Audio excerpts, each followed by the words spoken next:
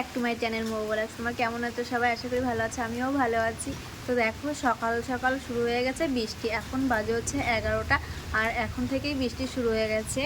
এই দেখো বৃষ্টি হচ্ছে আমাদের এইখানে। তো তোমাদের ওইখানে কোথায় কোথায় বৃষ্টি হচ্ছে তোমরা কিন্তু একটু কমেন্টে জানাবে।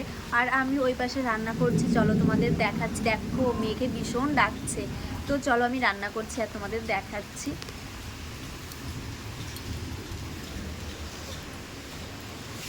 এই দেখো আমি এখানে করছি রান্না। এখানে বসে দিয়ে গেছি ডাল, আর এখানে করব হচ্ছে উচ্ছে ভাজা। তো চলো আমি রান্নাটা করে নিই, তারপরে তোমাদেরকে আবার দেখাচ্ছি। তো গাইস, তারপর আমি আর সারাদিনের ভিডিও বানাতে পারিনি, চলে এসেছি বিকেলবেলা উঠোন ঝাড় দিতে। আর মা গেছে সামনে, তার জন্য আজকে আমাকে উঠোন ঝাড় দিতে হচ্ছে। আর মাই বেশিরভাগ উঠোন ঝাড় দেয়, আমি ঘরটা সব কিছু ঝাড় দিয়ে দিই, মাই বেশিরভাগ উঠোনটা ঝাড় দেয়। তো আজকে আমি ঝাড় দিয়ে দিচ্ছি তাড়াতাড়ি করে।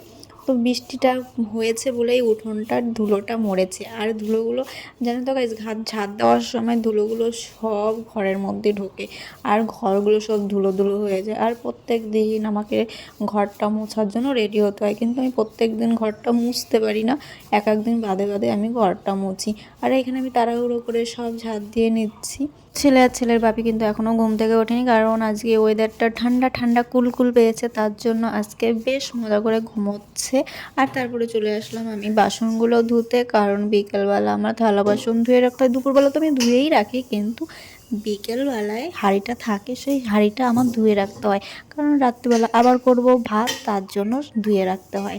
আর তারপরে করব চা, সব কিছু করতে হবে এক এক করে আস্তে আস্তে। তো এখানে হাঁড়িটা ধুয়ে নিই, তারপরে চলে এসেছি ব্রাশ করতে। আর ব্রাশ করছি দেখো, কারণ আমার ডেলি রুটিন এটা, বিকালবেলা ঘুম থেকে উঠে ব্রাশ করা।